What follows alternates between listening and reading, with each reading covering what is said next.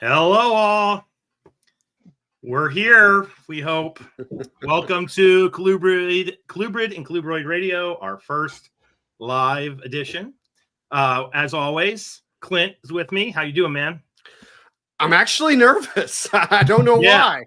I mean, it should be really no different than any other episode we're doing, but I actually felt myself. I'm like, ooh, okay. I'm glad I peed. It's the technology piece because the gorillas are hitting the buttons, and but to make sure that we can actually hit those buttons properly, we have our tech wizard Max, who's going to be ushering the two geriatrics through this 2 hours of live podcast for y'all. So, how you doing, Max? I'm living life. You're living life. Okay. Starting with a new look on my job, so it's going well. All right, sweet. Yeah. So everybody understands, we've talked this thing over, we've planned, we've had many discussions. So we're going to basically do this the way we normally would at CCR. So the first, 20-30 minutes is going to be our normal intro. And then we're going to be reviewing 2024 and talking about the great plans we have to conquer the world in 2025. So with that being said, we're just going to do updates. And the most important update is both Clint and I got hit by a little snowstorm. I just got 3 to 4 inches of snow here in northern West Virginia, which isn't that big a deal. I did do something really stupid last night. I let the dog out at midnight because I'm a night owl, and I just kind of closed the door and didn't check on it, and it bounced back open. And so my wife came downstairs today. She's a teacher. I'm a professor. We both had the day off and was like, it's 50 degrees downstairs. And I kind of did some mental math and realized if it's 50 degrees downstairs, then it's below freezing in the garage. Oh my God, they're all dead. And so I flew like a bat out of hell down to the corner with my temp gun and temped everything. And we were still above, we were holding nice, warm 40 degrees. So they got real cold. They really got cycled last night, but that was the extent of my excitement. But Clint had some real excitement. So I guess before I go in that, I want to give a shout out to everybody who's listening and watching right now. Mm-hmm. We see the count continuing to climb and seeing the chatter over there in the chat. And I mean, this is awesome. We've been wanting to do this for so long. So, when I say nervous, it's an equal mixture of excitement. Yes. So yeah, we got hit with the winter storm as well, but where I live, we're kind of in this valley and we're right on the Ohio River. And because of that, we don't get a whole lot of snow. I mean, we get snow, don't get me wrong, but what we're known for are ice storms. And what that is here, it's freezing rain. And so it rains in and it will completely knock trees over because of the weight of the ice that accumulates on the trees. That knocks down power lines, takes out transformers. And I mean, when it hits hard, it's devastating through here. And I think it was somewhere over 60,000 people without power for a while. And that sucks when it's 18 degrees outside. It's bad. And while we were very lucky at the house because we didn't lose power, which was crazy. If you stood outside, you could hear trees and branches just all over the place. It was wild. But we did lose power here at the shop. And when you've got 1,000 animals in sub-freezing temperatures outside, you're hauling butt to make one. You have to get here in the first place was not easy. Yeah. I mean, I started to go one way out of my neighborhood and there was a tree branch down pinning a power line on the street. Not going that way. Turn around, zip the other way. But we got out here. The power was out. It was about 61 degrees still in the shop. So I wasn't panicking, but there are people who are still without power. And so it could be days. You never know how long it's going to take with a storm like this. So I do have generators. And what we did was, now the problem even with the generators is it's not a whole building generator.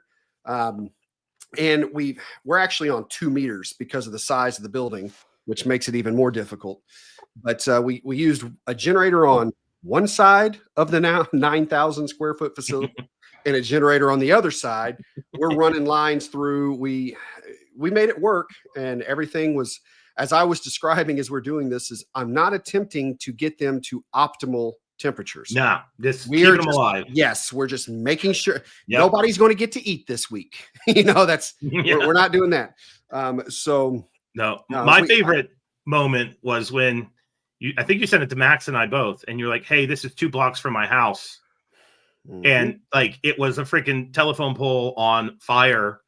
But then what you don't know is I was sitting down here with Kathy the next day, and on CNN it came up basically, look what the ice storm's doing in Evansville, and it was that same freaking telephone on fire. And I was like, "Oh, that's Clint's house." Yeah, 2 blocks away, and it was because the ice took a tree into the transformer.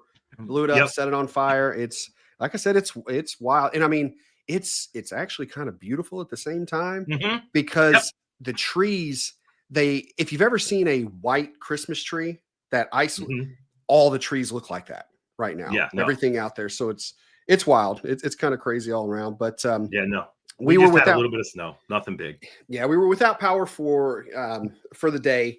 It ended up coming on last night. And so as soon as we got to the notification that it was back on, we rushed over here just to unhook everything, make sure the furnaces were kicked back through, and kind of knew that we would just be coming in this morning to finish the cleanup and do our best to get back to some sort of normalcy. But and then we've got more coming, as Robert mentions right there.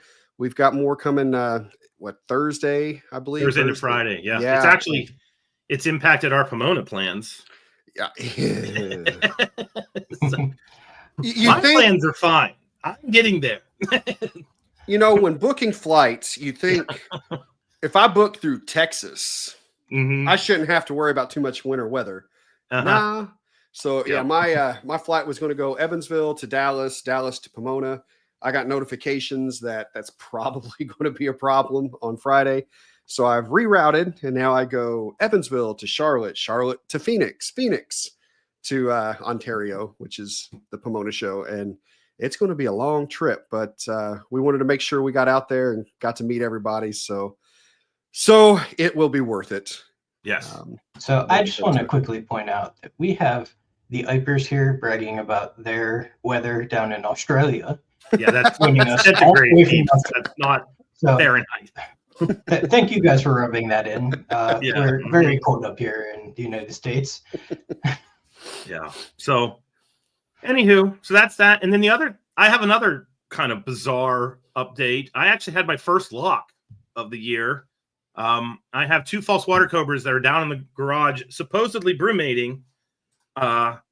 And I have those cryptic creations enclosures with the doors that I can kind of slide open. And apparently when Colin was down in there cleaning them out, he popped the door open. There's a male on one side, a female on the other side.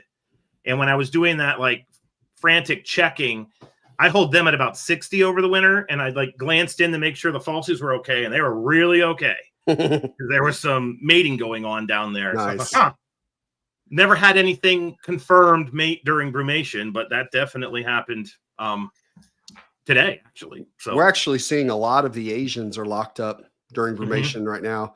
And we also, of course, whenever the storm hits, all the pythons are put together, all the boas are put together. It's, that's definitely the time. Yeah. I want to give a quick shout real quick, because I see my family is all watching. The kids want to be tucked in when I get home, and I certainly will, kiddos. Love you very much. Very, very cool. Okay. So that's our updates on that front. Do we want to jump into I know you've got some market stuff to discuss. I do. I tell you what, do you want to take the science first? Because I think the market update's going to be a little big. Yeah. No, kind of we'll do science. Yeah. All right. So the science update tonight, brought to us, of course, by Rare Genetics Inc., is very light. I saw the Ipers throw up Hillis. If you know who he is, Dr. Hillis. He's the herpetologist that pushes not oversplitting and basically the subspecies argument. Today, I'm talking 6 hours ago today, a paper not necessarily, I don't know if it came out of their lab or not, because I just got it downloaded right before we came on, but it's kind of a big deal for all those peeps that get upset about rat snakes and milk snakes. Don't know anybody like that who might be named Clint. But they're promoting a new algorithm. This is as nerdy as it gets, guys. And it's basically a whole lot of math to look at genetics data, any kind of character-based data, to use something called parsimony to kind of split things out in a sensible way. So not just relying on the DNA. But like I said, it's so flipping new. I haven't had any time to look at it, so I'll be covering that in a future science update. But the big deal I want to talk about tonight is just a reminder. They have now made a beautiful infographic and advertisement. All in the chat, let's get RGI some sheds so we can get those tests done for our side. So, not just the ball python people have the luxury of knowing the genetics of their morphs. And as stated, there is the address. So if you're watching this on YouTube at a later point in time and you want it, just hit pause, write that down, and get those sheds out the door. And specifically corns and hognose snakes. I know those are the big targets, but I'm knowing Ben and Kayla the way that they are, they pretty much want anything that they can get. So that's our science update for this week, and I'm going to introduce Clint for the marketing update, because this guy has followed the market for us all with Morph Market and everything for a solid year. I can't get my freaking graduate students half the time to do what they need to do to graduate for like 3 continuous months. And Clint we now have 1 year of data. So those of you who love the market updates and, the graphs and everything, it is pretty cool stuff, because I think this is the only place you can find that. And the findings are quite interesting. So with that being said, I'm going to hand this over to Clint. You got it. So as Zach said, first, obviously the marketing update is sponsored by the Show Me Marketplace and Show Me Reptile Show. Mickey and his team out there doing great things for us, great things for the community. And in fact, they want to do something a little bit more for our listeners. Anyone who wants to join the Show Me Marketplace, if you use coupon code CCR50, you will get 50% off of your first year on Marketplace. So that's CCR50 or CCR-50. That's how I wrote it down. So it's one of those. Try them both. Get you 50% off, and get you some listings out there. Get you some snakes moving. So, as Zach said, we have a year's worth of data now. And while I can certainly talk about different tangents and things that I've seen personally, I really want to dive into some of these numbers, because I find that they're pretty interesting. And I've done some changes per requests for 2025, and you'll see a little bit of that coming in too. So, all right, sharing the screen here. Let me make this bigger for myself. So first is just ball pythons and total listings. Sorry, I thought I had there we go. Ball pythons and total listings. So if you follow the line here, this is basically going to be January of 2024. We're sitting right about 60,000. You see where we dip, you see where it peaks, and we're now dipped back down to January 2025. And you see where both ball pythons and total, we're actually lower than where we were sitting in January of 2024. Ball pythons, we currently have just shy of 39,000 listing. Total listings right at 54,600. And of course, while I know this is a Colubrid podcast, I always point out the ball pythons, because when they're making up such a large majority of the market, you have to pay attention to their trend to help explain some other trends. So this next piece here is where it gets interesting for everyone. Now, we have been following corn snakes, hognose snakes, and then all other colubrids lumped into one category. And you're going to see where the all other colubrids category here towards the end suddenly plummets in January. And that's because, per the request of our listeners, all others is now going to be broken down into separate categories. So in 2025, what we're going to be tracking for colubrids will be bulls, pines, and gophers will make up one category.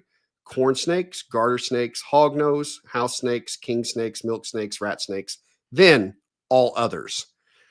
So we will be able to really look at different trends within those smaller segments of the market, so colubrid specifically, and really be able to see kind of the deep down and dirty on all the various colubrid, areas, and see what kind of trends we're marketing. Like, I'm really interested in seeing the differences in like the bull snakes and the gophers and the pines and all that. So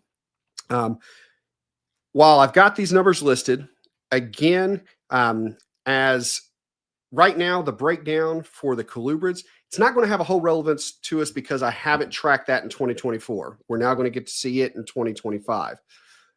But as of this moment, the total number of colubrids listed are 8,365.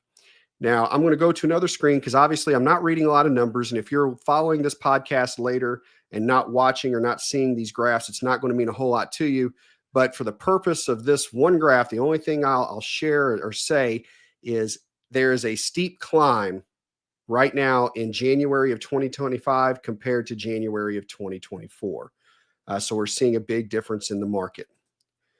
Now, this final slide is going to tell a pretty interesting story for us. First, the market share.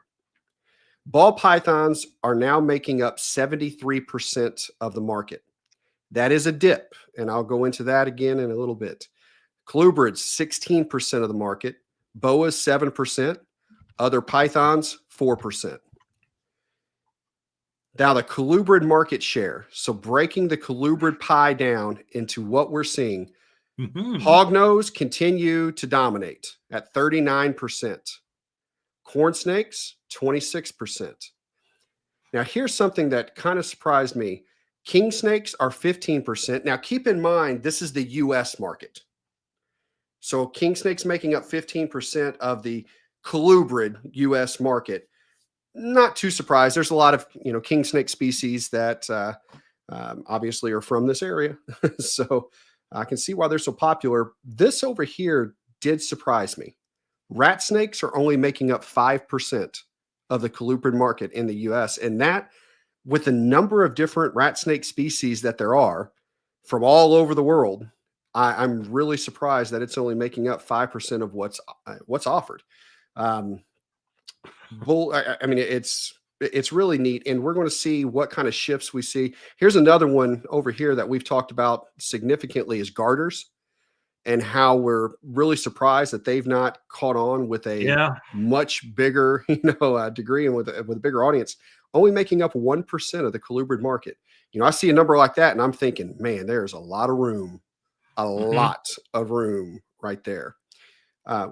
So now some actual numbers and change. And it's kind of exciting to me.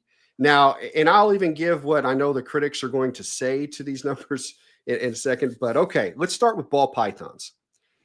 So January of 2024, ball pythons had over 45,000 snakes listed on Morph Market. That was a market share of 75.8%.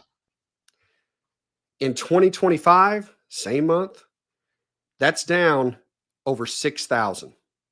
So there are over 6,000 fewer ball pythons listed this month than there was the same month last year. That's losing a market share of 3.1%, 3.1 points, technically, 3.1 points. Yep. That's big. That's a big swing. Other pythons went from 2,500 to 2,200. So a 0.1 point loss. Boas, 5,600 to just over 4,000. Ended up being a 1,500, almost 1,600 swing, 1.9 points down. And look at this, guys. Colubrids. January of last year, 6,251 colubrids listed. That was a market share of 10.5%. Today, 8,365. That's a market share of 15.6%, an increase of over 2,000 animals and 5.1%.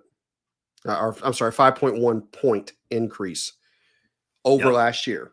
So while the entire listing segment on Morph Market for snakes dropped nearly 6,000 all in and almost 10% fewer snakes listed, colubrids were the only category that we actually have more listed today than what we did 12 months ago. Now, there are going to be critics who say, well, more colubrids listed means fewer are selling, and that's why they're there. No. We saw the graph. We saw the peaks, the valleys, and where it's landing. And what that right there tells me is a change in interest. And it's not new. It's not like, oh, this just happened 3 months ago. No, the change in interest has been happening over the past few years, and we're now seeing that in the numbers. You're seeing where the ball python interest continues to decline. And I mean, and this isn't a shot at all, but what segment of the hobby of the market is complaining about it being slow, right? Yeah. There you go. Which segment of the hobby doesn't really have to complain about anything being slow? It's the colubrid segment. And that's why there's more listed, because more people are getting interested in them. More people are moving in that direction, finding out how wonderful they are. And then if you are getting into colubrids, first off, because you love them, but also doing it because you want to be able to do more in this hobby as far as, the buying, the selling, the raising, the hatching, all the fun stuff, then you can look back up here at this graph.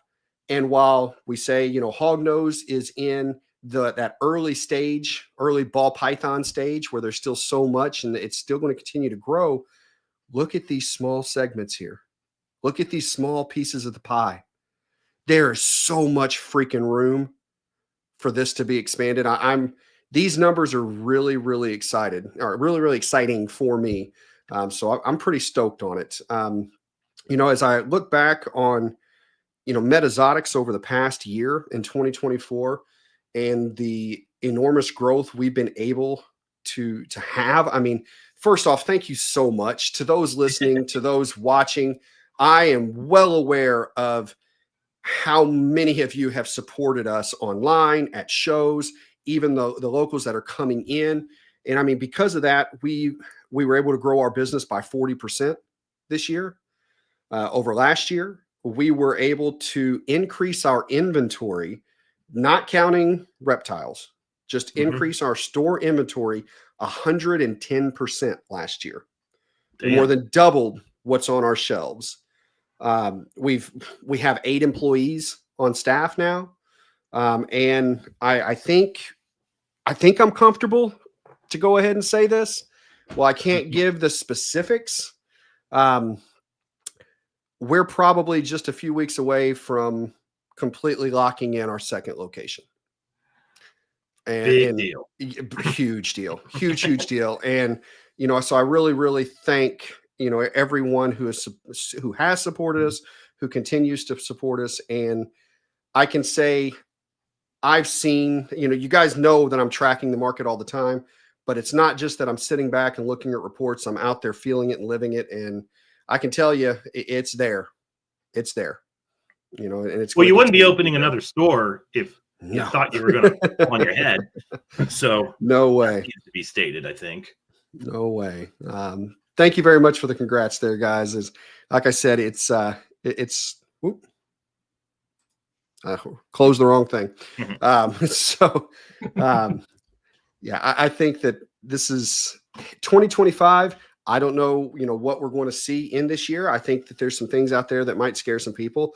I think that there's going to be certain segments that do continue to slow, but as is everything in business and life, if you do it the right way, you approach things intelligently, honestly, and ethically, I think that in the long run, you'll do well. So I encourage all of you, keep pursuing what you want to pursue. And thanks again for all the support. Yeah, that was excellent.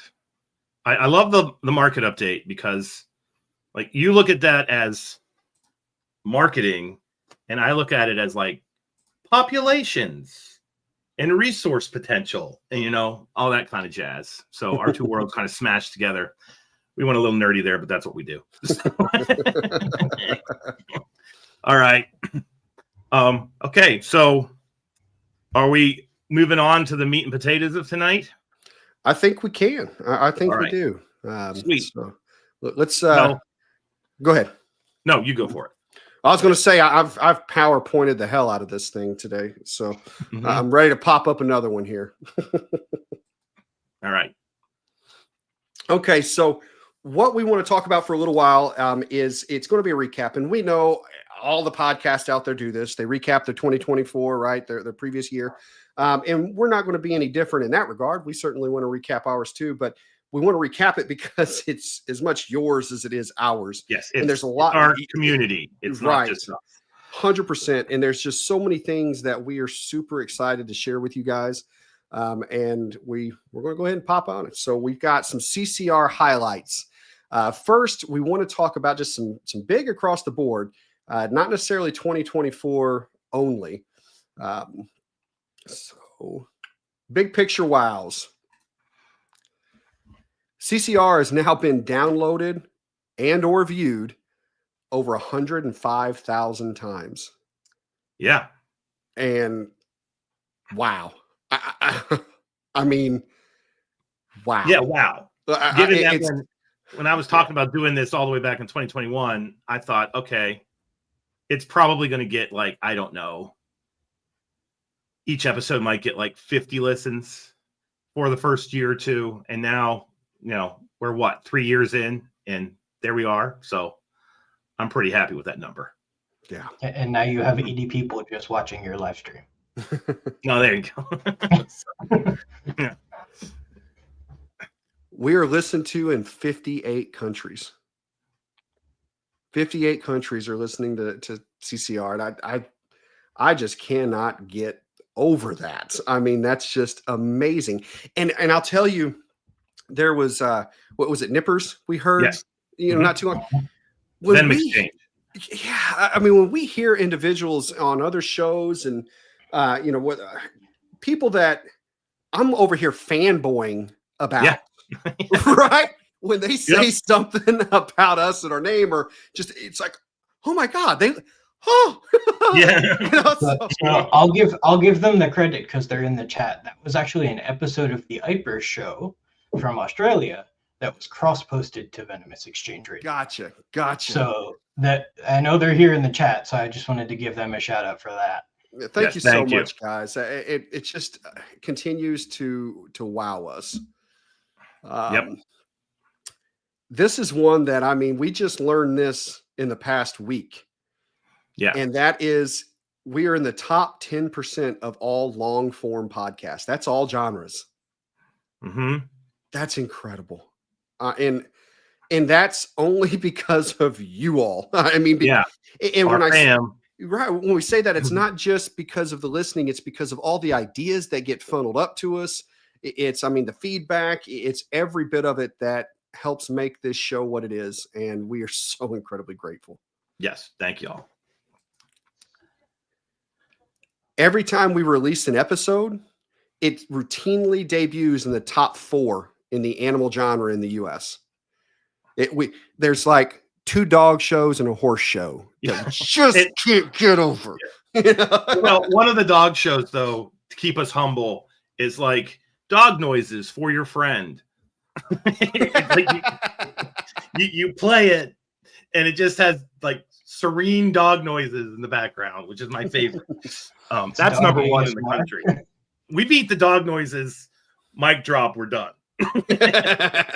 Well, and that's the thing that I think is so makes this so much more incredible is it's real easy to sit down and listen to a 15-minute episode of something, or even 30. But I mean, you all know we run our mouths for a long time. I mean, we're doing it right now. 2 hours. Exactly. So, that's to see those kinds of numbers. That's just, it's extremely humbling because just wow. So let's talk about some 2024 pieces. Yep. In 2024, we were downloaded and viewed nearly 32,000 times. We're happy with that. Absolutely. Thank you all. Mm-hmm. We had 19 powerhouse guests that we interviewed. And that to me, when people ask about, what it is the show does and kind of, we always say we bridge the gap. That's what our goal is to bridge the gap. But one of the coolest things that I feel we get to do is take the expertise from these guests and get to share it with the world. Yeah. And get that information out in ways that you don't find it in a book. You can't Google it and pick up this nuance of this species. And it's hard to sum up 30 years of experience from someone in, a Google search. And so I just love and some of the people we've got to talk to. Oh yeah. We interviewed Craig Trumbauer. Yeah. I mean, it's just, and we'll talk more about, specific episodes in a little bit, but it's really neat. I mean, we got a max. Maximum effort, dude. That helps a lot. I mean, so, Max has certainly stepped up and done so much for us. I can tell you, you guys have no idea is really everything that we throw at him behind the scenes. Yep. I can't tell you how many times I'm texting, "Hey Max, can you blah, blah, blah, blah, blah, blah." And he's, "Yeah, I'll take care of it." Mm-hmm. Well, I mean, our Discord would not exist without Max.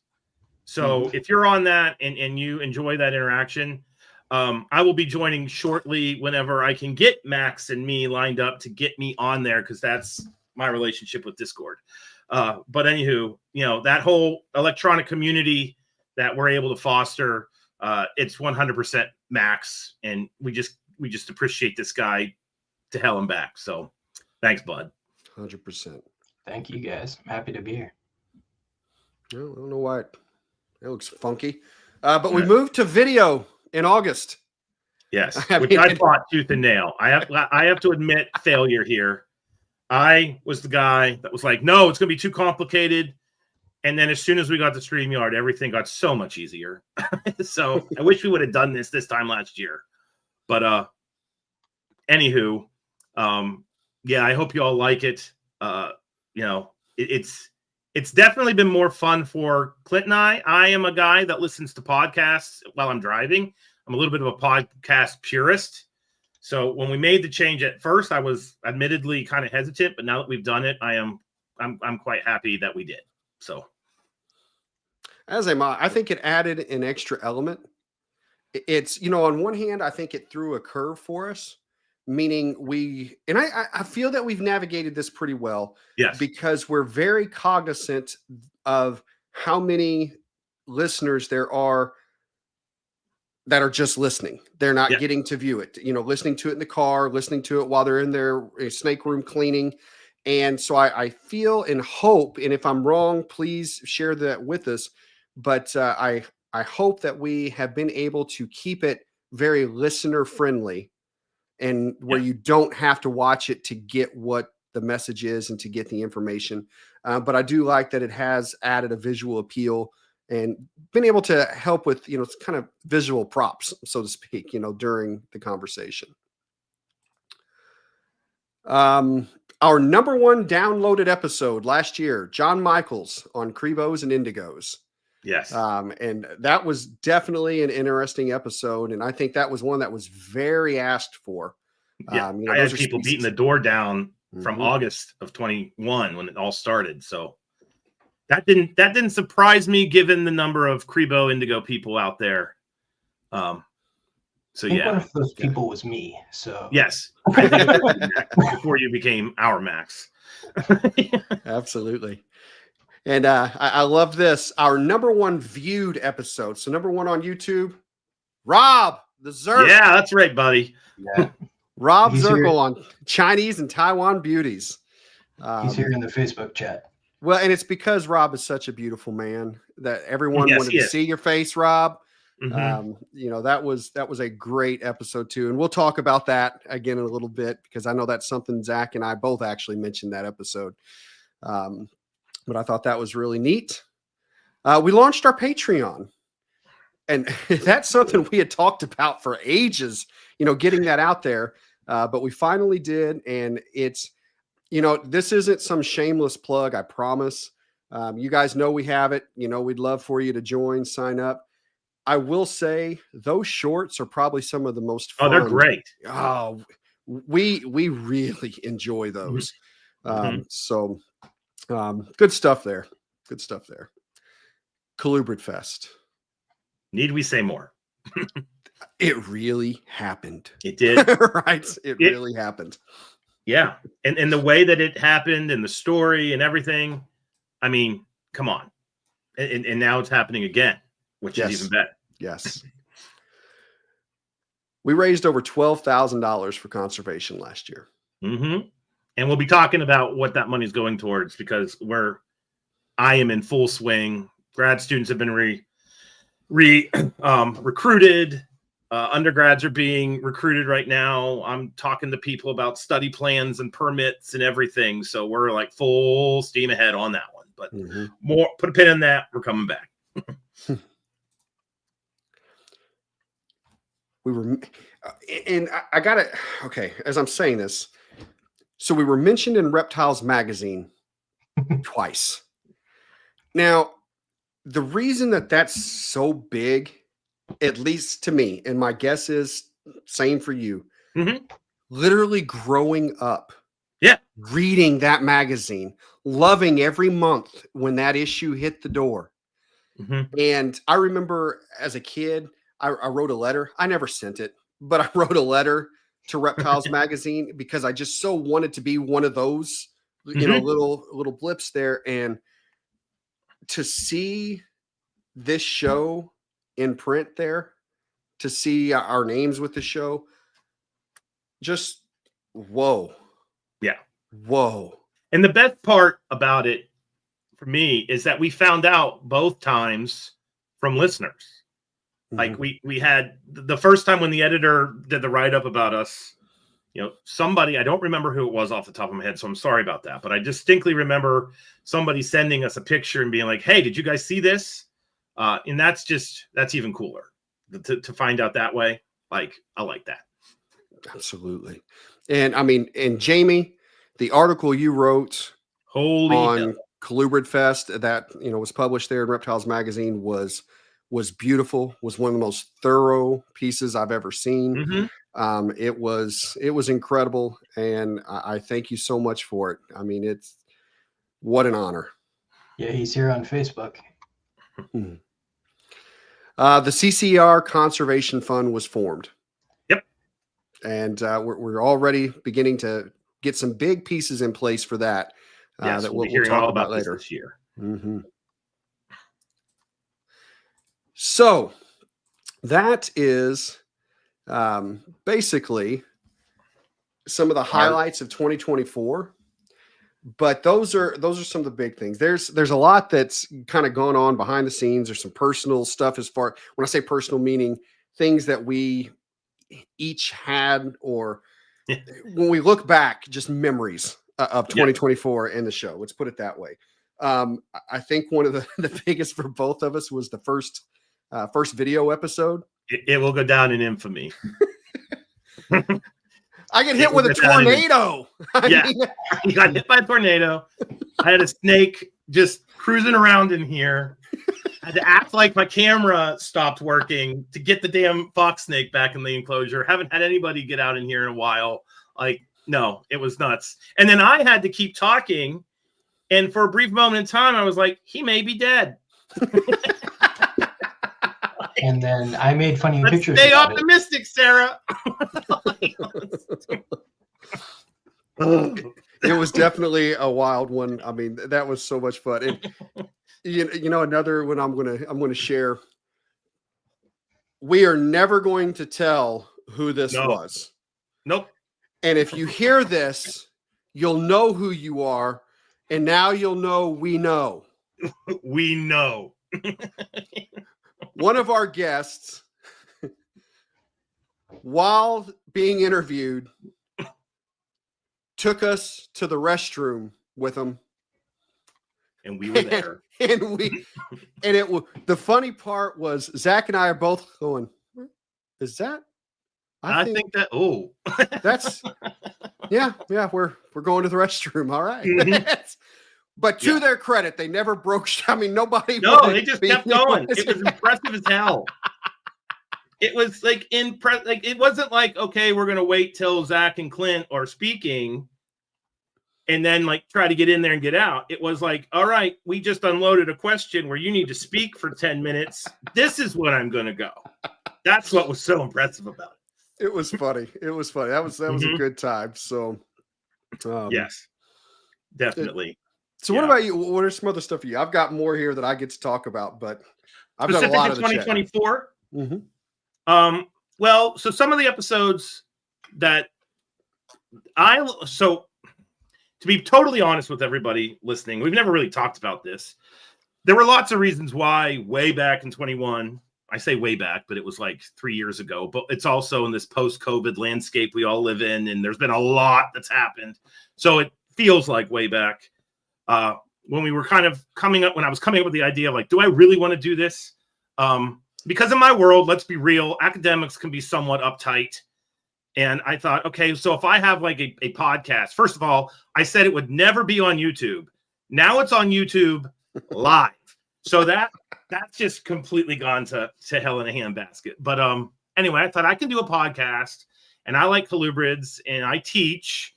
And I've been on a bunch of podcasts, and I like being on the podcast. So hosting one can't be that different. But the other thing I thought is this gives me a great chance to get to meet people being isolated in northern West Virginia where there's hardly anyone. So thing number one, and learn, because, my parents were teachers, and I don't know how many times they told me the best teachers are teachers that want to learn. So let's have the podcast. And when it comes to 2024, the guests that we had this year, I feel like, and it might be an artifact of us figuring out how to do this and really getting comfortable in our roles, because I think that's what happened in 24. But there were several guests that I walked out of the interview kind of like, huh. And that is my favorite feeling in the world. Is I say this to everybody. It's not like this kind of lightning bolt moment. It's just a very simple, huh, because that is immediately followed with pontification and thinking and like bringing my experience in. And so a couple of the guests that we interviewed this year that definitely did that to me. One was, of course, Craig Trumbauer. I had never interacted with Craig before in my life, before that episode. And the other thing that's fun, this is one of the stories of 24. One of my bully pulpits, if you will, is this whole idea of we need to bring everyone together and we need to get out of these silos. That's another reason why CCR exists. And right when we got to that point in the episode is when on our previous platform, I like zipped out into oblivion and then I couldn't come back in. And I was like sitting at my desk, literally vibrating, like I can't be part of this conversation. But anywho, but yeah, no, Craig definitely, Planet Snake Tune, why we do this, bring, the importance of family and community and all that kind of jazz. Like that really kind of resonated with me. And I didn't realize until we actually did that interview, how important herpetoculture is to me as an individual. I take all the science out, the people in this chat, Colubrid Fest, it's my tribe.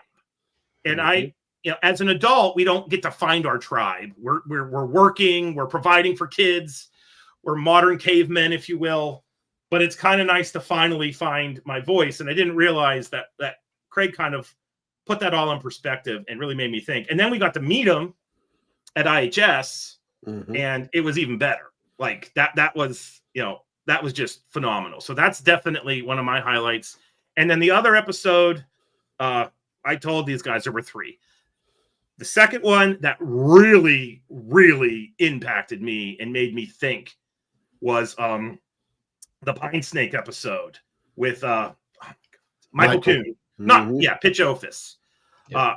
Because, right now I kind of have a little Noah's Ark thing going on here. I got Nerodia right here. I got Hydrodynastes downstairs, more king snakes than you can shake a stick at. And to see that level of focus on and it was interesting because it wasn't like we often think of focus as one species, but it was two species. It was black pines and Louisiana pines, but those two things combined, it was because of their endangerment, because of their imperilment, because of their rarity, and that I just want to really focus and do them the justice that they deserve. I really, really liked that episode. Like, that was definitely a that night, and then another one the next morning, and then another one the next morning, and then another one the next. Like, I just kept thinking about that one for like a couple weeks. That was, you can completely throw out whatever species he was talking about. Mm-hmm. The man's passion was infectious. I mean, it was so to the point, so directed that, again, you didn't even have to hear about the snake to just feel. That's what yes. That was left incredible. It was like, should I just do this with false water cobras and just be done? Like that. I mean, now I didn't do that because I'm still surrounded by diversity, but I'm still thinking about like, the king snakes, they're getting trimmed down a little bit. We always say, keep what you love, which is something we believe in deeply, but that kind of gave a way to love them. Like, it gave structure, almost like a philosophy or an ethos to how we keep. And it was just kind of at another level. And I really, really liked that one. And then the third one, where both of it's 2 episodes, but we're going to combine them together. The episodes with the Zirkles, because I don't think the Zirkles understand how important they are to me. Because here I come back into herpetoculture. Nobody knows who the hell I am from Adam. I've got a bunch of corn snakes that got to move. I reached out to them. They're over in Columbus. And the first time I brought them some, not extra, but corn snakes when we were done, it was like I was immediately part of the Zirkle family. It was insane. And then the running joke at the university, which I don't think they know, is that I was going to give snakes back. And then every time I came back with more snakes, which made the people at West Liberty so happy. So happy. So anyway, but no, I love that. And you said it a million times. Our episode with Rob, it was just 3 guys talking about snakes the way it used to be, like in the 90s, when we all got our start. And then the episode with Amy, with the garters, just really made me kind of, it reminded me why I like the nature scene so much, which was pretty awesome. So yeah, no. But all of the episodes have a place in my heart. Don't get me wrong. But the ones that definitely kind of were like, I left with the feels, if you will. Those were mine. Oh yeah, it's in 2, 1, I could reiterate the exact same points on the exact same episodes. That you said. And you and I were talking about Rob's episode before this as we were going over some things, and that was it. It felt like we were sitting in the living room. Yeah. And, whenever we were done with the episode, that's literally, it was like, okay, all right, guys, it's like you're getting up to go home because from just a hangout session. So it was really fun. I tell you, some of them that changed my way of thinking and my view on things, as you said, Michael and his passion, definitely, there's no doubt about it. And because of that, now working with a colony of black pines. But I didn't want to just work, that made me want to work with that species. But the way I wanted to work with that species actually started from our very first episode of the year. Very first episode of the year was with Kayla Martin. And while we were talking about Hondurans, it wasn't that piece that really hooked me. It was the way that she would set up her Egyptian false cobras and really all of her oddball stuff. The amount of detail going into a lot of these these naturalistic setups. And I mean, I talked about this on some of the more recent episodes on just how your mentality of keeping can mold and change, as time goes on. And that was it. I mean, that was why, when setting up these black pines and everything that I'm now building these cages out for, and I don't want to just have bigger cages. I want them set up like that. I want to set these up very naturalistic, and and I credit Kayla for that, in the way that she sets that stuff up, and and it goes back to previous years too, with Chelsea, and there's plenty of others that are doing this stuff. But that was one for 2024. And I think the reason that Kayla stands out so much more is because typically when you see naturalistic Vivs, it's very jungle-esque. Mm-hmm. And the ones I would see that she posts even since that episode are the more of an arid look. And so that just tied into the whole pine and bull. To her credit, I take those pictures and I throw them in my PowerPoints, right? And with Kayla's Vivs, it's not just arid. Like, she has a savanna and she has a desert. It's like two different arid habitats, which is kind of insane to me. So I love that about it.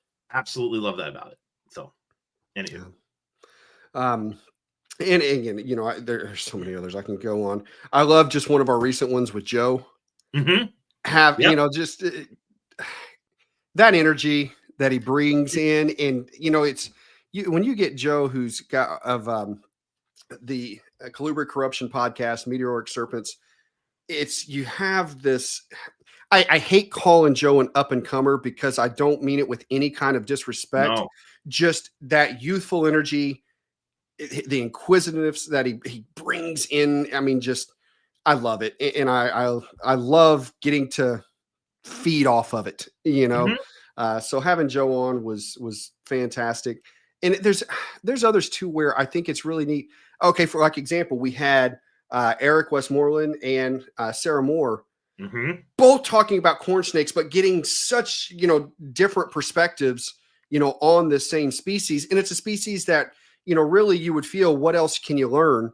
But you can learn a lot. Right. You walk away learning more. So, you know, there was just so many, you know, really neat things. And, you know, before I pass up on this topic here, when you're talking about Craig, the man has an aura. Yeah. Craig Trumbauer has an aura that just, I mean, and it's a positivity. Yes. It's a welcoming aura. I think that we strive to maintain that aura with CCR. Absolutely. 100%. For those who have never met Craig, he's the pawpaw you always wanted. He is. You know what I mean? That's what Craig Trumbauer is, and I love it. I love it. So no. Yeah, no, he came up to me at IHS and you know, he's putting out the new Pitchophis book, and he's written several books. He's kind of the modern day Caulfield with his books. And you know, first time I saw him, he points at me and was like, "Your book, holy hell, your book!" And it was like, whoa, Craig Trumbauer's talking about my book that way. Like, that was the really important moment for me. Yeah, so it's so cool. I mean, just such really cool thing. Well, let me ask you this. You know, we talk about guests, and again, we could talk about every single guest because there's something we walked away with from all. I mean, we had some of the top milk snake people in the David world. And Cole. And I want to talk about those episodes real quick, because those to me were fantastic, because I have the field component of this and the keeping component of this.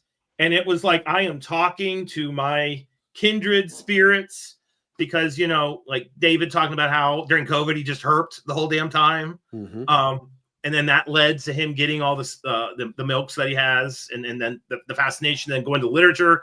And then Cole, holy hell. Like, I respect the people that know the lit, because I have to dive into that with my job, but I have to dive into that with my job.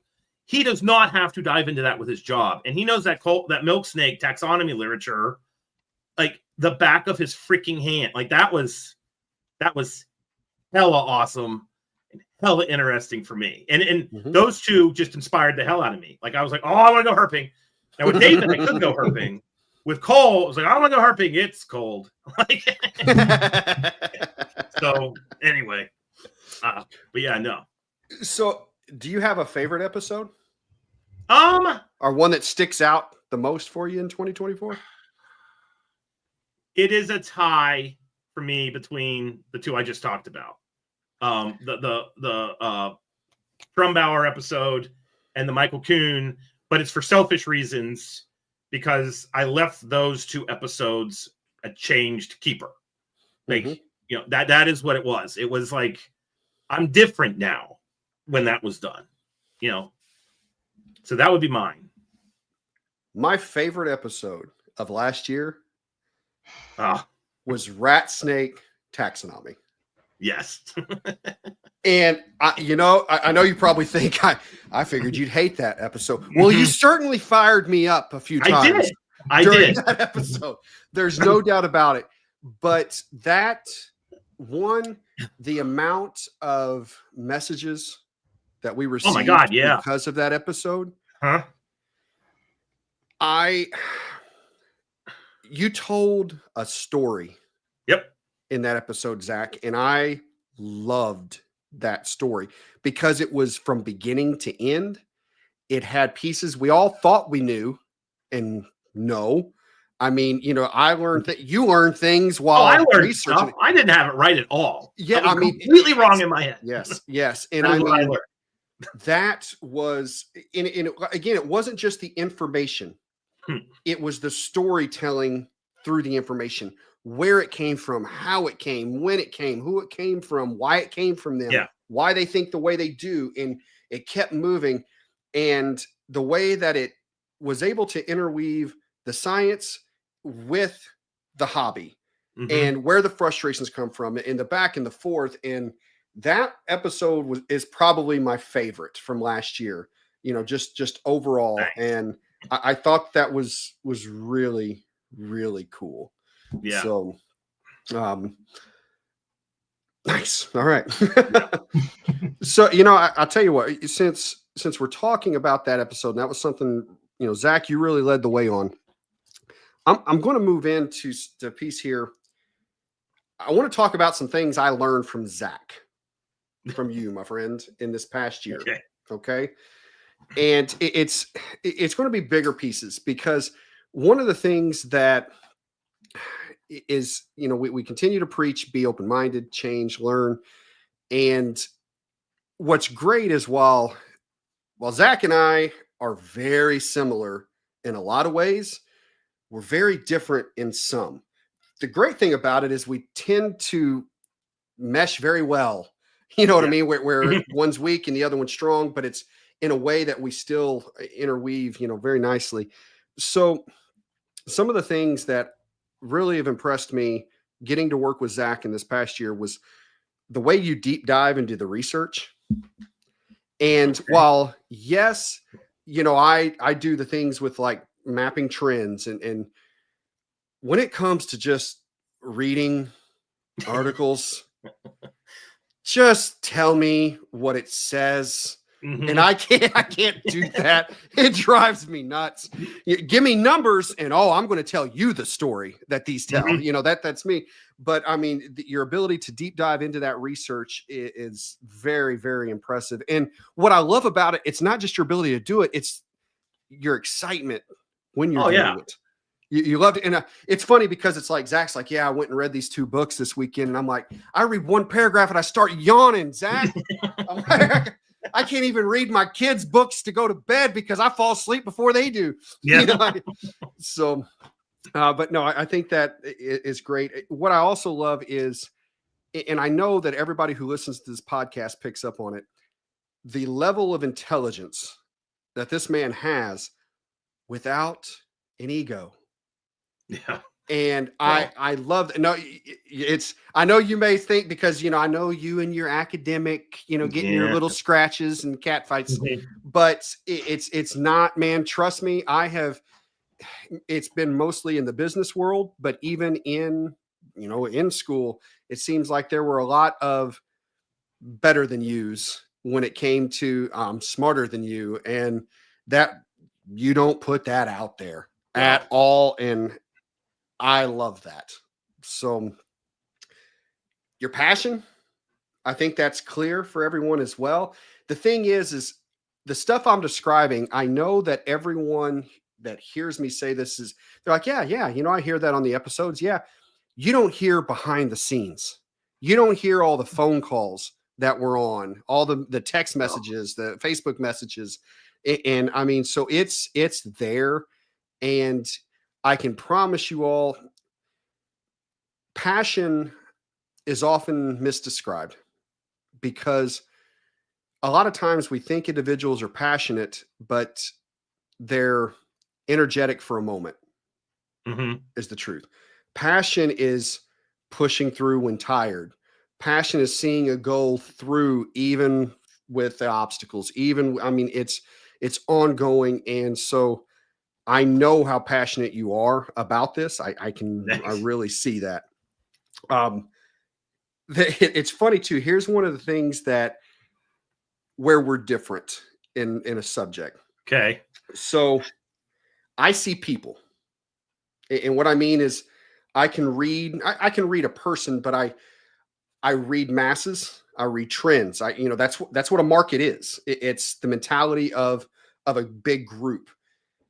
And you are much more of a individual person, meaning, so most of you know, I'm rarely the person that picks out a guest. And it's because while I can tell you what the masses are doing, I can't remember that person's name that I talked to about that one type of snake. Where Zach's like, what do you think about so-and-so who works with blah, blah, blah? I'm like, yeah, that's great. So, but it's your interpersonal, and it's funny because, and I think part of that's like where a lot of what I'm communicating with are my thumbs. Zach's like, no. And I mean, most of the time when my phone rings, it's Zach. Because nobody else calls. That's what Zach does. Zach wants to talk on the phone. No, I don't want to use my thumbs. We've talked about this. If you read my text messages and my texting ability, you would know why I don't text, because everything he said would just go away. Because I would be like, Cro-Magnon monster, because I can't text for. And this is why it's been so hard to get him on Discord. That's true. Very true. Yeah. So I will say that the other difference I see in us, but it actually plays so well for us. I have been, I would say, trained and conditioned in my career to create the end result. Meaning it's, whatever that number is, I make that happen. We move the masses to achieve whatever the goal is. Where with you, and I love seeing this, is you're more of a find the end result. Yeah. So it's, you know what I mean? It's the science of the study. I know. But you have to understand the two different worlds. Okay. It's, because you say this to me a lot about, where you're not used to the stuff that I do, and I'm not used to yours. And it's very intriguing for me. It's, because it's having to control so much in the career that I've had, and where yours, it's figuring it out. And so it's not controlling, it's keeping it in parameters so that you can figure out what the real answer is, instead of here's the answer, now I got to make it happen to that. So it's been very, very neat getting to work so closely with, someone who's got, while so many similarities, such big differences in mentality. And I thank you for it. 2024 has been amazing for me. Can I kind of flip this around and do the same for you? Okay. All right. Yeah. And this is coming right off the cuff, but so my favorite thing about Clint is he is a perpetual breath of fresh air in the universe that I dwell in academia. And I say things to Clint about my day. This is so fun to me. I'll call him and I'll be like, oh, I've been waiting on this for like 3 weeks, and I got to get this signature and that signature and this signature. And then I can tell in your voice, man. I can tell in your voice, like, well, that's BS. Just get it done. And the fact that you live in that world and you can get that done, to me, is the most inspiring thing ever. Because in the world of grants and academia and agencies and working with endangered species, it is so much bureaucratic BS, red tape, and I understand the point of it. And at the same time, that doesn't mean I have to like it. And the fact that I don't even remember you talking about a second store until you sent me a text and said, hey, I think I'm getting a second store. And I was like, wait, whoa. Where's the planning? Where's the outline? Where's the like, this leads to that, leads to this, leads to that? Because that's how it would work in my world. Like, I have a conservation building right now. It's taken 5 years to build. I can't get in the damn thing. I can get in the damn thing. They didn't put locks on the doors. It's going to take 6 months for me to do anything in this building. It's built. It's got electricity. It's got water. There's no locks. I can't put locks on those doors. Clint Bartley would go up there and be like, there's no locks. There would be locks by 1 o'clock the same day. That to me is why I think we make such a great team, because you've kind of helped me view things in a different lens of like, no, this isn't okay that it's taking this long. This is ridiculous. Like, we need to push through, and nobody knows it, but like West Liberty, they now have a slight force to reckon with in me, because I'm like, yeah, no, we shouldn't be doing this way. We need to do it that way, because that is absolutely unequivocally the thing. And then the market update, love the trends, love that. I didn't come into herpetoculture with that. Doesn't mean I don't respect it, but I've gotten to see it, and it's made me think about things differently. And then the other thing is, because of the world I dwell in, we have to talk everything through, and then have another meeting and talk it through, and then have another meeting and talk it through, one more meeting to talk it through, then have a meeting to decide if we did enough talking to then talk more. And with like Colubrid Fest, I talked about Colubrid Fest. Wouldn't it be cool to have a Colubrid Fest?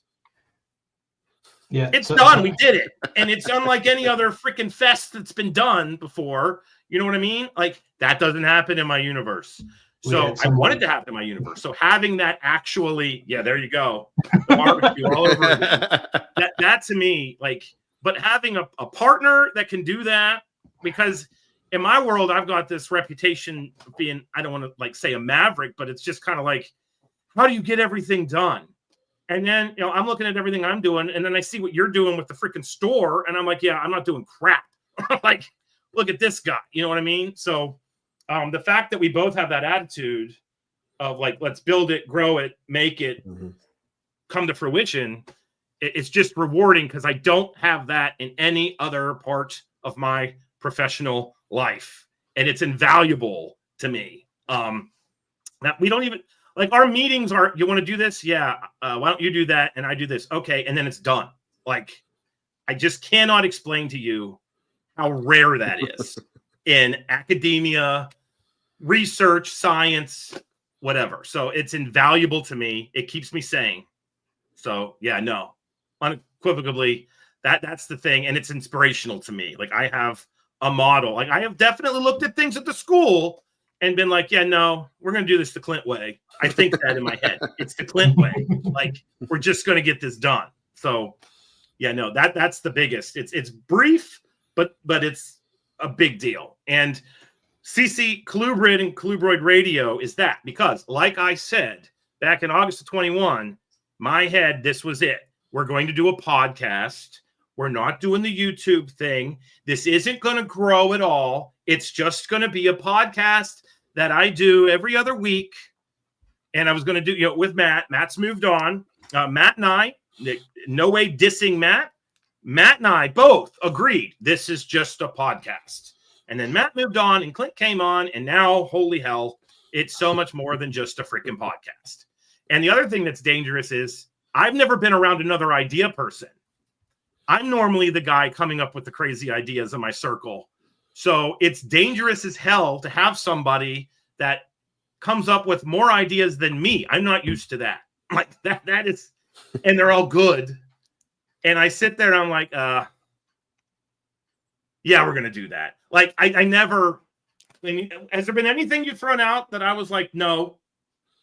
Not that I recall. No. The only thing that I like pumped the brakes on a little bit was the LLC, because that scared the hell out of me. But I thought, he's running a freaking business. I talked to my wife, Kath, and she was like, all right, let's do it. And that was like 2 days. That was the amount of hesitation. So anyway, so no. And that's why I think 2025, to kind of move on to what we're going to be doing here and this next year, is so exciting, because 2024, we found our mojo. Like, we figured out our role. And if I was in ecology class, I would basically say we both found our niche. and we overlap in our niche space, but we also have independence in our niche space, which basically means that, if we play those strengths we're talking about, we can take this thing to where we want it to go. So what are some of our plans for the future? Well, I'll tell you, first, we're hitting the road. Yes, we are hitting we can say that. We're hitting the road. In less than a week. That's right. I mean, we're going to, like right now on the docket, what we've already signed up for, we're going to Pomona this weekend. We're going to IHS. That's going, what is that, June? That's in June. In Punta Guerra. I can't say that down Florida, by the Everglades. Yeah, we're going to Florida. So we're going to Reptile Talks. Yep, in California again, Anaheim. Colubrid Fest, of course. We're trying to get Zach to Tinley again. Yes. So we'll see if we can make that happen, which is a strong possibility. We're really working on me getting to go visit Zach at West Liberty, because I think that would be one, it's going to be freaking awesome for me. But then as someone who doesn't walk through that school every day, then getting to come on the show and talk about, kind of here's what I see and here's how cool it was. And then also Zach is going to be coming to Metazotics. Yes. And I think I've got that figured out. Yeah. So that's, and that's just what we have planned so far. Yeah. So that's on January 7th. So that's, I think you guys have heard things can change very rapidly, with us. So, so that's going to be awesome. I mean, because, and that's where we want to thank, we want to thank our sponsors. We want to thank Patreon, because that's one of the things you're allowing us to do, is to get to go have those experiences so that we can meet, listeners in different areas, so that we can talk about the different things we get to see and get to do, and share that with everybody. So that's really, really, big appreciation to you guys for that. Some episode change ups and ideas that we've had. So one of which, something we've been wanting to do forever is this. We plan on doing at least 4 live episodes this year. Maybe more, but we know if we put it on the docket and we hold ourselves to it, it'll happen, because we really like, this interaction. And while we've not got to do a whole lot of pausing and answering questions, we're reading them. Trust me, we're reading them. Another really cool thing, and this came from some interaction with our collaborators from Patreon. Because obviously we get ideas from them, we throw ideas at them, and bounce them back and forth. We're going to have some round tables. Yeah, we're going to have some round table episodes, and our ideas with the round table episodes we'll have some what we call alignment roundtables, where we'll have some individuals that, and this is purely an example of just picking something out of the air. If we were going to do milk snakes, having 4 milk snake people, on the same show to talk about, the milk snakes. And so you have the various opinions, but they will probably be fairly aligned, on a specific species or topic. But then we also want to have, we don't want to call it friction or anything like that, but more debatable topics, where we have some contradicting opinions, and we want to do this for a specific reason. And again, an example could be tubs versus, racks versus naturalistic, like our last episode. If that was a topic and we had, let's say, 4 individuals, 2 keep this way, 2 keep that way. The reason we want to do this, 2 reasons. One, because obviously we want to hear the different opinions on why, the how, the what, but we also want to do it with CCR's goal and mentality, where we want to show you can have these differences of opinions, you can have this conversation, and it be respectful and thought out and open-minded, and where everyone can walk away with I'm going to give that some thought. And so we think that could be very interesting if done properly. Yeah. And so we're kind of mapping that out and designing it now. with the help of the collaborators, there on the Patreon. So I think that's going to be fun. I look forward. We even have an idea on how to make some of those episodes even more fun, and we'll wait for those to come out. But it'll be entertaining as hell if we do it. And I saw the Ipers comment on do a roundtable of reproduction egg husbandry, and that is an absolutely epic idea. Mm-hmm. So totally considering that one. And it's a great example of the type of ideas we're looking at. Yeah, absolutely. And if you guys have ideas, message us with them. Yes, we're always looking for more. I mean, so in some of the, there's certain ideas that may end up becoming a short for us on, Patreon, because we're always looking. And it's not like, oh, we're out of ideas. We want ideas from the listeners, because that's why we do this. It's for you. We want to give you guys what you want. The next piece I want you to talk about, and that's going to be more with the CCR Conservation Fund, kind of what we've already done, what we're doing, kind of where that's going. So with the Conservation Fund, I said this multiple times when we were at Colubrid Fest, when we were generating the first initial input of funding to go into this, that this has been a model of how I've thought herpetoculture and conservation should kind of mold together, instead of being this whole antagonistic, they're taking our rights away at the agency and all that jazz. Because whether we like it or not, herpetoculture generates money. You do a freaking market update every episode, so that's part of it. And a lot of conservation can be very expensive, but a lot of it can actually be done with a relatively small budget. You can get a lot accomplished if you have access to sites and you have lodging and that kind of figured out. And that's exactly what the situation is with our field site in Iowa. So from that $12,000 that we generated, I had some other kind of funding streams that I could add to that. But we're making it happen. We are putting our money where our mouth is. The initial, push, if you will, is going to be with Western hognose snakes. I'm just saying in Iowa. I'm joining an already existing project, which is kind of awesome because I don't have to do that.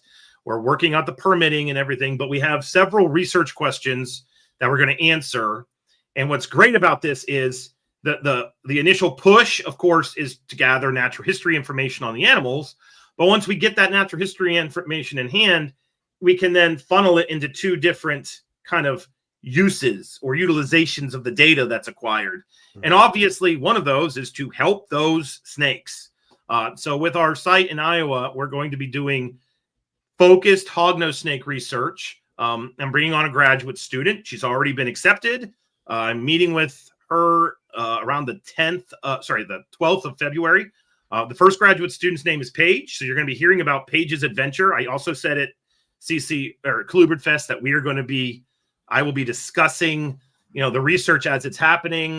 They know they got to do notes notes from the field, little reels and things like that. But Paige is going to be investigating hognose snake movements. We're trying to get the final piece of the puzzle put together with the permit. So until you have a permit, can't do anything. So, hopefully this goes through. I don't know why it wouldn't. That's what I'm going to say at this point. So we have Paige doing that. And we're going to hopefully be studying both Western and Eastern hognose snakes. To my knowledge, there have been very few research studies or field projects that have done telemetry with both Platyrhinosis and Nasicis occurring at the same site. And that's totally happening because of CCR. And then from that data, we'll get the utilization of habitat and all that kind of good stuff for conservation. But then we can take that exact data and then think about it through the lens of a herpetoculturalist. So, we're going to figure out with the transmitters where the snakes go and what kind of micro habitats they're utilizing a lot. Okay, well, if they're doing that, maybe that's something we should replicate when we're keeping these things in human care. That's kind of the idea here. We all know my love affair with dirt, which has happened from Heterodon. I've already said, we're going to be looking at how they utilize substrates. Where one of the things I can't wait to do with this project is go out and find these things at night. Are they going on? People talk about them burrowing underground, but then when I did the deep dive for the book, no one's really seen them do that. And they're obviously doing something, But when we get a transmitter in an animal, we're able to actually go see what are they doing at night. We figure out what that is. That's something that's applicable to human care. So that's project number 1. Project number 2 involves a grad student that's being recruited on. Her name is Alyssa. There's a diverse snake community. There's a lot of snakes that are captured as bycatch when they're trying to find the hogs. And when I was out there last May, one of my absolute heroes is this guy named Dr. Henry Fitch. He wrote a paper called The Autocology of the Copperhead. That thing is great. The Platt paper that I talked about, Platt was one of Fitch's students. And so Fitch was kind of famous for, he had this field site with the University of Kansas where he literally lived on it. It's now called the Fitch Natural History Reservation or something to that effect. But he would just go out, catch snakes, measure snakes, weigh snakes, let them go, mark them, do the same thing over and over and over and over again. And then by doing that and having drift fences set up in different habitats, he was able to show how all these snakes utilize these habitats. Well, that's what Alyssa's thesis is going to be, is looking at all the bycatch. But the bycatch is a lot of animals that we keep. Red-sided garter snakes, western ribbon snakes, bull snakes, fox snakes. There's quite a few species of snakes on this property. So we're going to be able to gather all that data and then once again, throw it into the mix for the captive care of those animals. And then a third student who was at Colubrid Fest, he was an undergrad, he was at IHS with me. He's onboarding tomorrow as my grad student. He was my undergrad, Tyler. Tyler's going to be doing a thesis with Massasaugas and crayfish, my two worlds coming together. And then at the same time, he's going to be on this field site and he's going to be studying Western hognose snakes diets. Because what's really interesting about this particular site is there are toads there, but when they were palpating bellies to see what these snakes were eating, they actually found that the hogs were not eating toads in the frequency we are led to believe. And so this is huge for keeping hognose snakes because this whole diet breadth, what should we be keeping them in human, what should we be feeding them in human care? That's part of it too. So with the Colubrid Fest funds, we're going to be paying for the housing for the students while they're out there. We're going to be paying for the equipment. I've got another way to give them a paycheck. And they're going to be helping on crayfish research too, at the same time. But by having 3 of them out there and then sending out all the undergrads, it's just going to be phenomenal. And that's all a product of our conservation corps.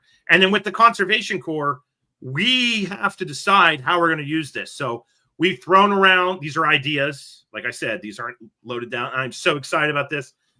We have the idea of maybe we can give out some small grants to other people, other students. Maybe we keep this thing going. Maybe we buy some property. We need to know from you all what you all want done, because we're kind of your voice. But it's awesome to me that we are what started as a podcast has now led to this conservation corps. And now we're putting our money where our mouth is. And we're like literally doing conservation as a result of herpetoculture, which is that's just a powerful message that this isn't just about taking, that we can actually use this as a vehicle to do, if that makes sense. So, oh, absolutely. And, as the guy that has to focus on the money, I want to talk about how we're looking to drive that this year. Okay. That's when Zach and I were putting that together, we said that the roles are basically, and why we're lucky to be able to do this for all the good, but with the skill sets that each of us bring to this. My skill set is helping to move money into that account. Zach, with everything he does and his connections, he's able to use that money to the greatest benefit of conservation. And so that's why we were so excited is, the two of us together, we should be able to do something, is with the community behind us, making this big community push. So what we're looking for to help that fund grow. One, there's a piece we can't fully go into, but let's just say that there are going to be a presence that comes on. I like that on board. Yes. A presence that comes on board for the CCR Conservation Fund that Zach and I and Max all feel that we will really be able to move some big steps. Let's just say that, some big steps forward. As that happens, and it's definitely something that's necessary if we want this nonprofit to be taken seriously and to move. Yeah. Another one, and this is probably, like, I feel it's probably the most minor, but it is the most consistent at the moment. We're already doing this at Metazotics. Every Metazotics transaction that comes through the door, if you're a local, you're going to know what is it. Whenever you're up at the register right now, would you like to donate $1 to the CCR Conservation Fund? So Metazotics is moving as much as we can, each month over to the Conservation Fund, so that we have that in place, and so that there is at least a steady stream that's happening. We have had some nice donations we've had them from individuals. We have had a couple businesses step up and want to donate. And so, to throw this out there, if you're listening, if you are a business owner or a wealthy person and you are looking for a tax break, we are a 501c3. Okay. So we can provide you the documentation you need for that.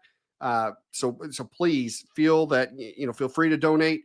And if you don't have to donate anything big, every dollar is going to help. So whether it's $1, $5, $10, $20, whatever, you can always go to Colubrid and ColubroidRadio.com, and there's going to be a tab there for the CCR Conservation Fund, and you can just donate and submit that right then, any point, anytime. Yep. And we are incredibly grateful for it.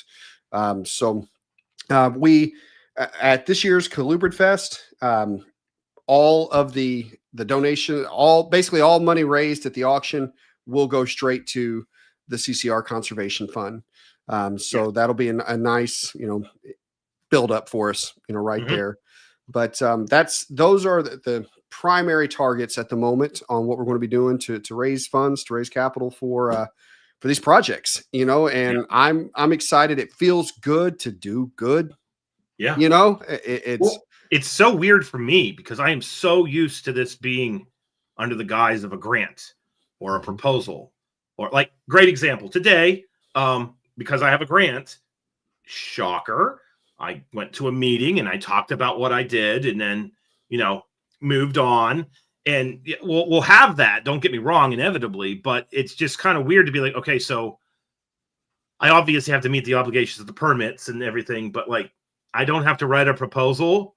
Like, I can take that idea in my brain and we can just make it happen because people have entrusted us to do good. Like, that's a little bit of for someone like me. And it's kind of awesome. So that's what when I'm talking to someone about this, that's what we get to cut through so much of the BS, the stuff that you describe to me on a daily basis that I'm like, F that. No. He doesn't say F, guys. No way. Yeah. We get to toss all that out. Clear cut right now, the only money that comes in that does not go straight to conservation are the fees we have to pay for electronic processing. So when you donate, there's the little bitty percentage for them for Square to move it over to our account. That's it. Everything. There's no one being paid out of this. This is all going straight to it. This isn't a big organization. It's, these ugly dudes right here, making this happen. So I can't wait to see where this is in 5 years.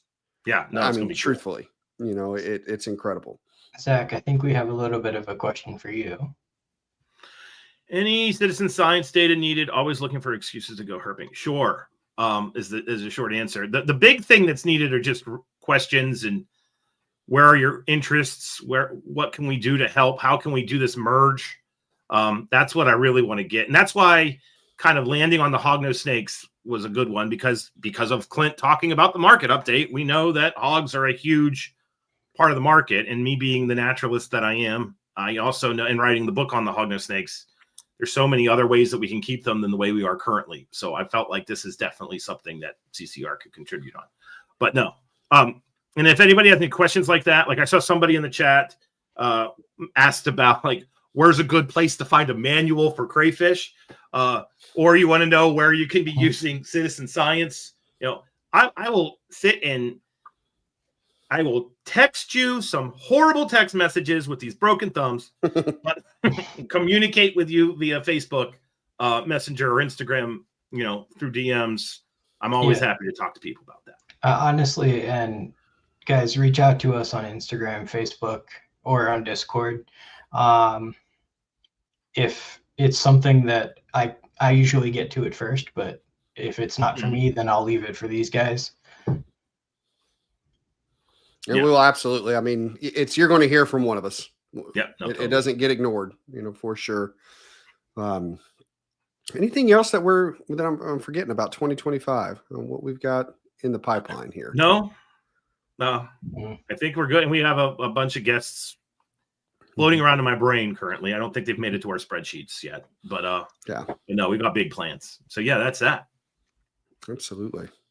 2024 has been a hell of a year, and I think 2025 is, and it's. I kind of feel like we're just getting started. I do. As funny as that sounds, because then when you really think about where we are today from, where we were a year ago, it's kind of crazy. I mean, it's pretty wild. There are other big ideas that I'm trying to think of what I can say and what I can't. Because there's one. Yeah, there's one that I've mentioned to Zach before that I think is going to help the conservation fund, but he doesn't know it yet. So I'll have to tell you my idea on that offline. It's something you're working on. But let's see. Solid Serpents is asking us what our plan is for Pomona. We actually have a table. We do. Thank you. We have a table. Yeah, we'll be there for 2 days, and we'll be out. Basically, I mean, we're going to have T-shirts. We're going to be there at the table. We'll be hanging out throughout the show. So we'll be there Friday. Both days. Friday, Saturday, Sunday. So I'm there Friday and Saturday. I got to bounce on Sunday because Pomona is conveniently the weekend before school starts. So I will be getting home at 1 a.m. on Monday, and then I'll be in my office at 8 a.m. on Monday. So, but couldn't pass it up. So thank you, Kayla. Mad props to you. We wouldn't be able to do this without you. So anyway, we had David who was upset at us that we didn't get pizza for this. Ha ha ha ha ha. I said we were afraid it was going to get stolen. Yeah. Speaking of that bureaucracy, I did indeed get in trouble because I did not have a receipt. That if as in case you don't know, and you're in your car, Davey Young says, "How did none of you all get pizza for this?" #Colubrid Fest. That is in reference to $100+ of pizza being stolen from the lobby. And while my students didn't get to eat, I secretly was far more upset about the fact that the little piece of paper on top of all the pizza boxes left with the pizza, because I knew that was going to lead to a lot of heartache when I got home, and it certainly did. So there we go. Okay. So to wrap this thing up, if you're in the chat, if you have any questions for us or just wondered, we're here. So let them fly. I wasn't sure, Max, if you saw anything. I'm trying to scroll back through. See if I can find some stuff. But we are happy to answer any and all questions. I've been amazed with the number of people participating tonight, watching the chat, and it's been great. I mean, thank you so much. It's when you do something like this, you're kind of nervous how it'll go. Does anybody care? Is it show up? Or, we all worried about this for nothing, and it's just like 2 of us. But no, that's been great. It's been great. I'll add this one. Kyle. Yeah, there you go, Clint. So Kyle's actually. Clint, when are you going to open a store in Michigan? Kyle's actually in our Discord. He's a good buddy of mine. We've been friends for a while on Discord, a few years now. My first target is in my immediate regional area. I will be honest, and I've not been shy about saying this. I've got 3 cities picked out that I want to shop in all 3. Once those happen, as long as we're successful, I'm more comfortable with those areas. I know what the market is like there. So I feel that we can be successful there. Once those 3 cities are accomplished, then we start going to bigger cities that are outside of our immediate range. That's the long-term goal. But by then I want other people to be doing that. So it's, there you go. Because I could tell you it's taxing. And I mean, this did happen faster than I was anticipating, faster than I wanted, to be honest. It's kind of an opportunity presented itself. And, I was going to be a fool to not attempt to make it happen. So, but I don't know. It's funny. I say I don't know enough about Michigan, but my district covered Michigan for a long time. So all the suburbs around Detroit, I had all of those. I had Grand Rapids, Granville. So I'm familiar with some areas of Michigan. I just don't know what the herp market is in Michigan. So I would have to do a little more research in that to figure out. But it's not off the table, Kyle. There you go. So we have Serpentine Works. I believe. Yes, I did. And I'm not just bluffing. I remember that picture. It's in the file. The question is, sorry, for the podcast people, I said to everybody about 2 weeks ago, we're going to read the questions. And here I am just bouncing in. Did you like my Hogness picture I sent you, Zach? Yes, I did. And I have it labeled in the folder to go into the book. So the electronic folder, didn't print it out. There you go. But thank you. So we had Holly Herbs asking for advice on how to keep scaleless corn snakes. I don't have those. I think you do, Clint. Mm-hmm. So I've done it in a couple different ways. Some of them they do fine on even shredded aspen, but if you find yourself with any kind of shedding problem, it's probably going to continue to have shedding problems if you keep it on. But let me back up. I keep it on shredded aspen, but it's got a humid hide. So, it's able to take care of itself. Keep in mind, it does have belly scales. So, it's not hurting it to go on that dry material. But I am finding in babies, they don't do as well, on the shredded aspen. So I actually started putting my babies on either Reptile chip or the Cocoa Choir. And that seems to do pretty well. Otherwise, everything's just like a normal corn snake. Really no major issues there. Okay. So question from JKR. What was your first snake bite? Holy hell. I think my first snake bite was when I was 11. Never been bitten by a front fanged venomous snake. So I want to throw that out there. No copperheads, rattlesnakes, elapids, nothing like that. And I don't want to be, by the way. I want to be the person that doesn't happen to. But I'm fairly certain, shocker, that my first was a Nerodia. I think I got bit by a northern water snake when I was 10. And back then, growing up in northern West Virginia, everything was a copperhead. And I distinctly remember thinking, that's not a copperhead, but everybody's telling me it's a copperhead. I need to sit on this rock and see what happens. And then nothing happened. And then from then on, I've grabbed every Nerodia I could see after that and been covered in their wonderful perfume and bled freely because of the heparin in their spit. So yeah, that would be mine. I know exactly what it was. I know when it was, where I was. Yeah. I was 6 years old. It was the first it was the first snake I ever found in the wild. It was an Eastern black king snake, the loves of my life, now. Mm-hmm. My favorite local find. It was a baby. And it was, by baby, I'm talking probably hatched within the past 2 months, of when I found it. And I had it for one day. I was super excited.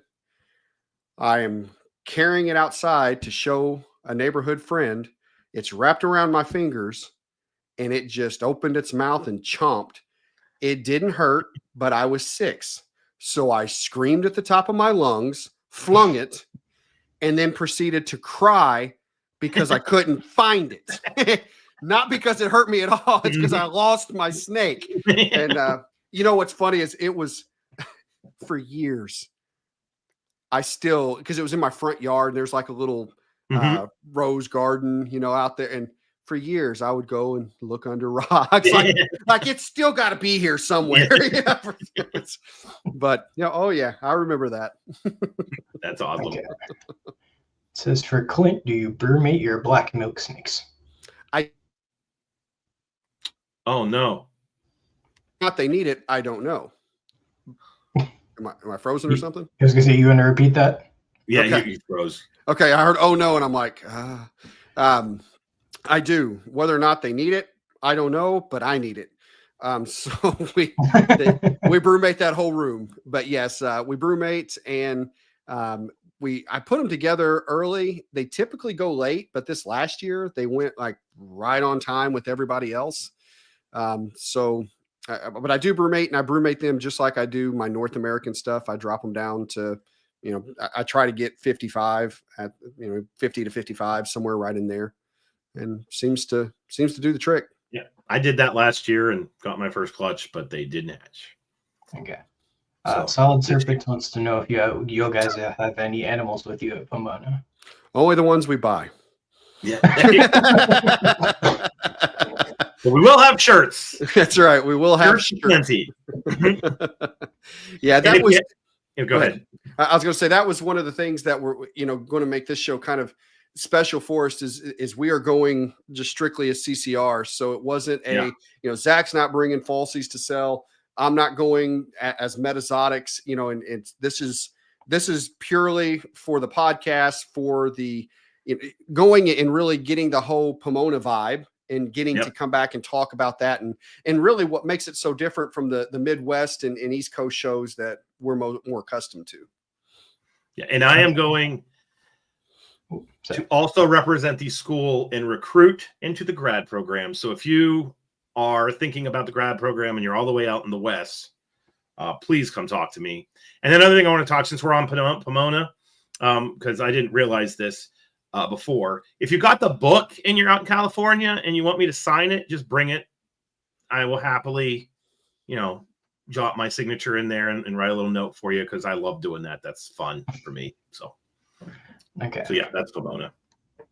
This says, seeing some of the comments, would you all consider making a Find a Local Herping Buddy post on the website Facebook page? So I see two sides to this. Kinda. So I mean, that's kind of what the Discord group is, or the Discord server is for. Come find a friend. A lot of people there are very open with where they are. And if you're open with where you are, somebody's bound to say, oh, I'm right near there. If you guys want to meet up, I have met many friends through Discord, and I actually met my girlfriend through Discord. So, well, there's an advertisement for Discord. Yeah, there you go. Find everything. Yeah. Reptile chicks here. Very cool. So, Clint, this is a business question. So It says, Clint, when starting a reptile breeding business, when and why should you consider an LLC versus a DBA? I don't even know what those mean. LLC is a limited liability company. DBA is doing business as. A lot of times a DBA is attached to another company. Like you are a company that is doing business as this.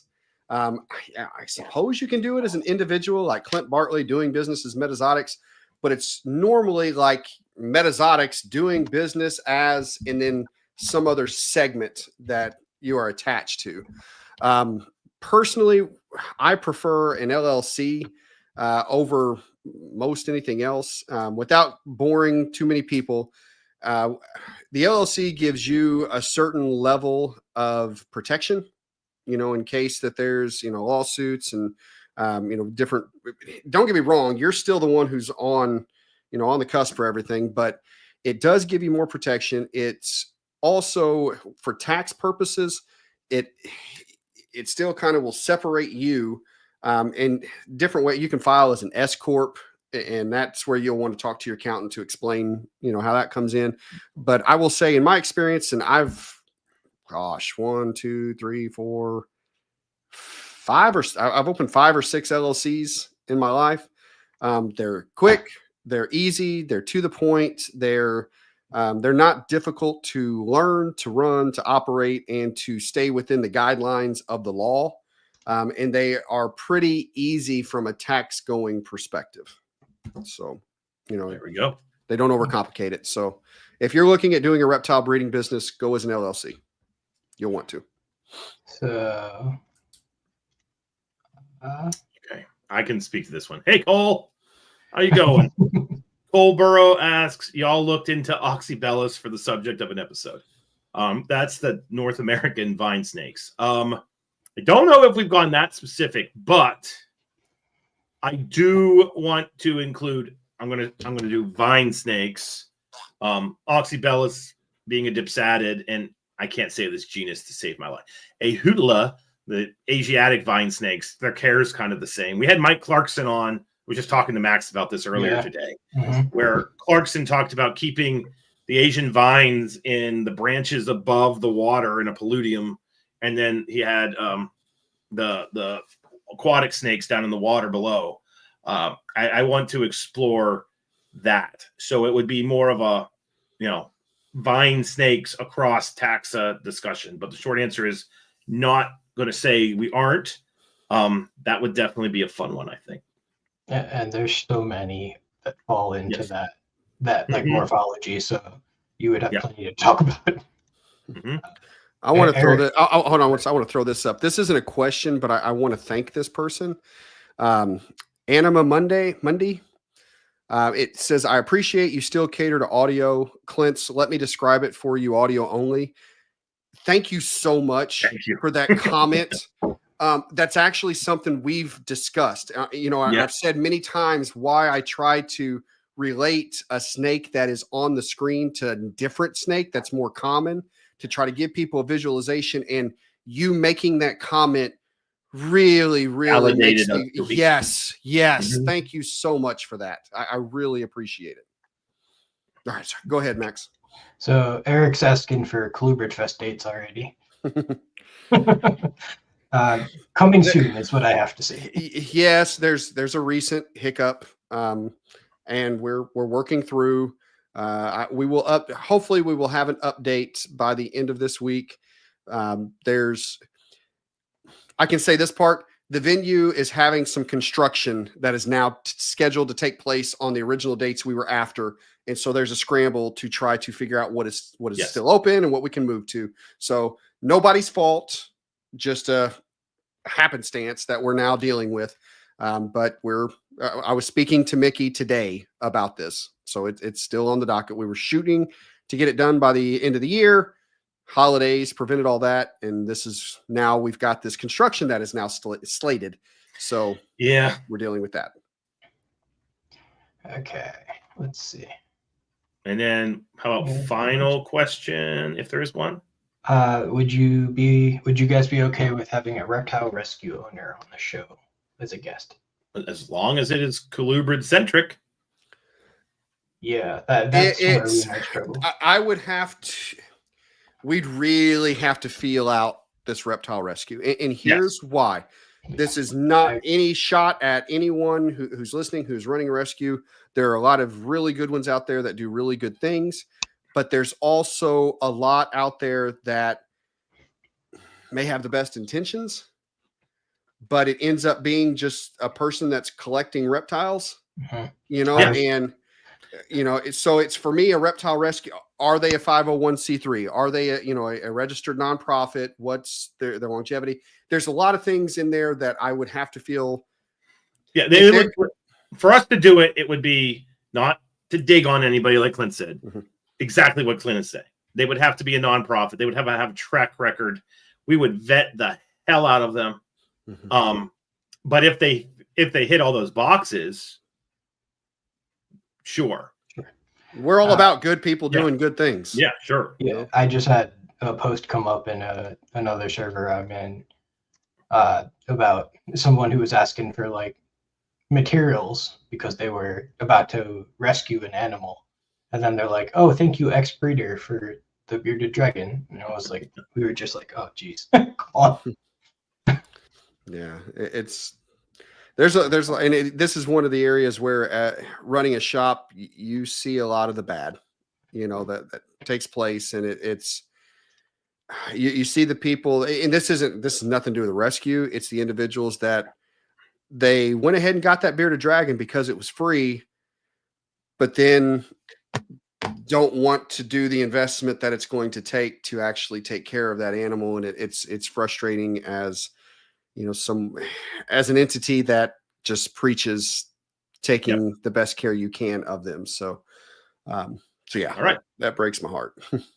Final question, and it's for Max. It's for me. I will read it. Where did it go?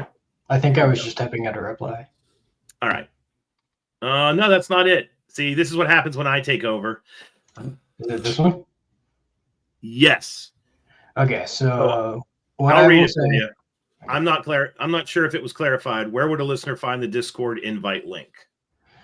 So there's a couple different ways. The easiest way is to just message us on Patreon, or not Patreon, sorry, any social media. You can find it through Patreon if you are a member. There are links, or it is linked to our Patreon, so you get special benefits if you are also a Patreon member. And then if you know what Discord is, and I will type that in the chat because it is a public advertising website for servers. You can go on there, and we are Colubrid and Colubroid Powerhouse is the name of the server. There we go. Okay. Well, gentlemen, and the chat, I think we have successfully done the first live show. Hot damn. So with that being said, I get to say this for the first time. We're going to start with Max. Max, where can people find you? You can find me on Instagram or Facebook.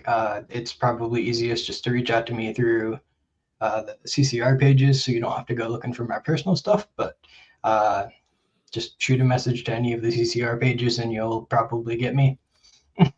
All right.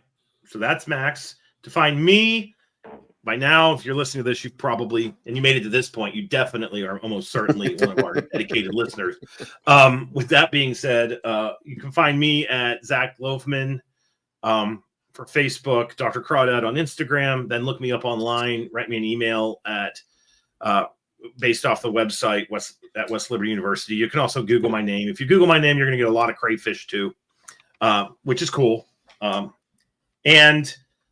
Yeah, that's me. Think about zoo science. If you're in high school and you want to work with animals for the rest of your life, I can help get you a degree. So look me up there. And grad students doing herpetology, we have augmented the zoo science grad program to field-based projects and animal husbandry in the laboratory, which is kind of like the full flipping gamut of what you would want to do if you were a herper or a herpetoculturally oriented student. So very unique, only one I know of in the country that's doing that. So with that being said, Clint, where can people find you? You can email me at metazotics@gmail.com. You can also check out everything we have on metazotics.com. You can find me on Facebook, Clint Bartley, or Metazotics, and of course on Instagram, Metazotics LLC. Okay. And finally, we want to thank the Morelia Python Radio Network for hosting us. We love that we are part of that network. We're proud to be part of that network. And CCR wouldn't exist if that network didn't exist. So thank you, Eric. And so whether it is evening, afternoon, morning, or night, whatever time of day it is, have a good one. The first live stream is now over.